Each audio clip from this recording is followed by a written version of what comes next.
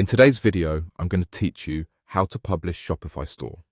When people talk about publishing a Shopify store, they mean making it publicly accessible by turning off the storefront password and setting the basic details visitors see.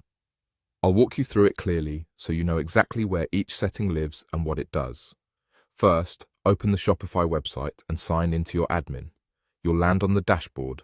On the left-hand sidebar, look for Sales Channels and choose Online Store.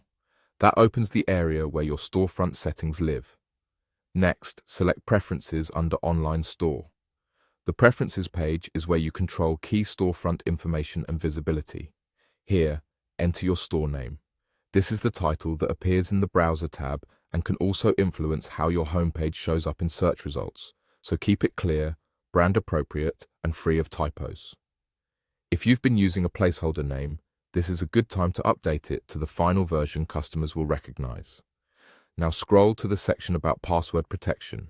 By default, new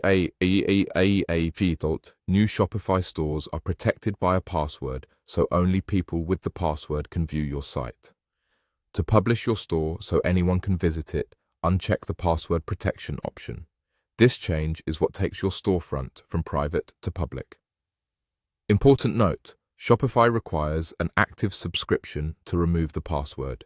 If you're on a trial without a plan selected, you'll see a prompt to subscribe before you can disable that checkbox.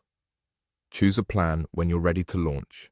Once your subscription is active, come back to Preferences and make sure the password protection is unchecked so the store is publicly accessible.